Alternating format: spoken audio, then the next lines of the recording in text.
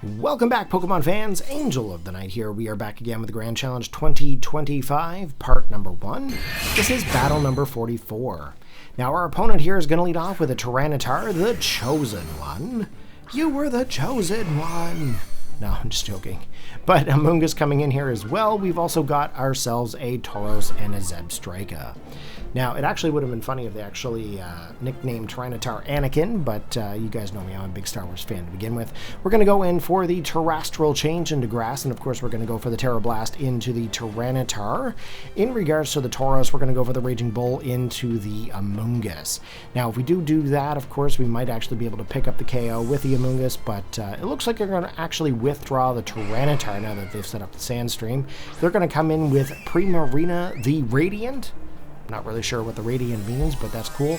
We're going to get that Terrestrial Change into Grass, and I don't think they're going to realize what's going to happen here. They're going to get hit pretty hard with a Life-Orbed, Terra-boosted Tera Blast, which is now a Grass-type move. So here we go into that Primarina slot. I'm actually kind of disappointed they took away the Tyranitar, though. I would have been able to pick up a KO with them. Not really sure why Primarina didn't go down. There's no Focus Sash in play here, but the Sandstorm should be able to pick up that KO for us. Looks like the Amoonguss has decided to go into the Spore, into the Zebstrika, and of course that is not really going to do anything. Almost able to take out the Amoonguss with a Raging Bull. I would have preferred to be able to take it out 100%, but unfortunately that's not a thing. Primarina, of course, going down because of the Sandstorm and only having 1 HP. That was really unfortunate for them. Amoonguss, of course, also taking damage from that Sandstorm as well. Not able to pick up a KO, obviously, but still pretty close to taking it out. Of course, with the whole Rage Powder situation with the Amoonguss, we're not going to have to worry about any kind of redirects away from our target with Zebstrika. Looks like they're going to come in here now with a Garchomp. Now, this could technically be a Sandveil Chomp.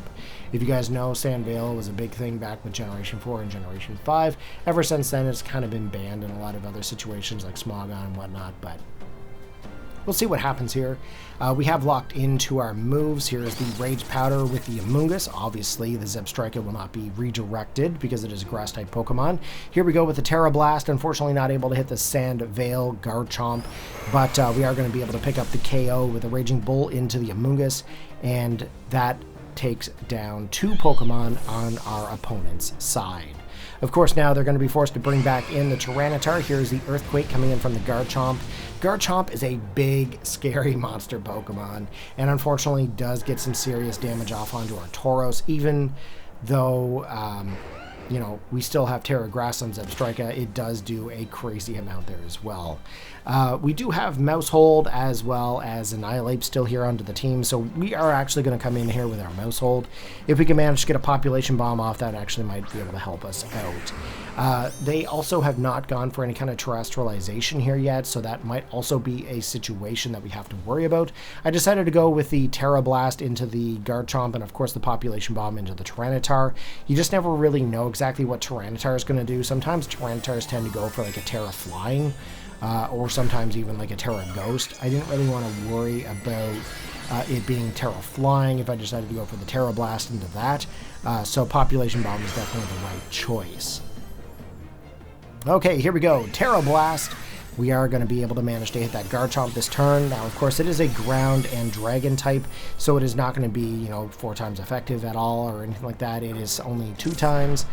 We managed to get the Population Bomb off onto the Tyranitar. That's 3, that's 4, that's 5, 6, 7, 8, 9, 10.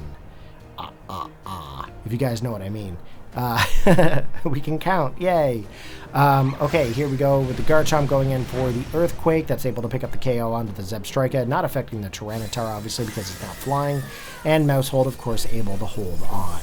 Now, that means that we're going to be able to attack a second turn with our Maushold, as long as we don't die from the Rock Slide here.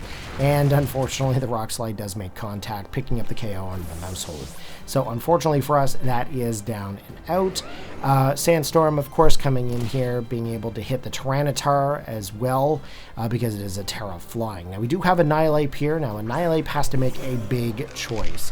Does it go for the big bad Garchomp, or does it go for the Tyranitar that could potentially have a Tera Blast?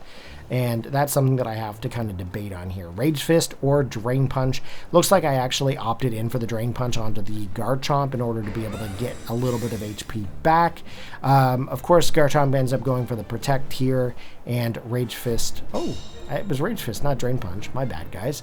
But obviously they're going to go for the Tera Blast with the Tyranitar into the Annihilate. Hopefully this doesn't KO me, because the Sandstream is actually going to be able to knock out the Tyranitar. Now, of course, if we do manage to pick up the KO on this Garchomp, that is going to be a huge win for us, a big comeback, but I don't think they were really expecting Tyranitar to go down from its own Sandstorm. Okay, a little bit of leftovers coming back into the Annihilate there, just a little bit of HP, and it looks like we're still under the Sand Veil. We're going to go for the Rage Fist in hopes that we're going to be able to pick up a KO off onto this Garchomp, as long as Garchomp doesn't attack first, but it looks like there's the Earthquake and there's the KO. So good game to my opponent, very close. If you guys enjoyed, you know what to do, hit that like button, post your comments, and I'll see you guys next time. Peace out.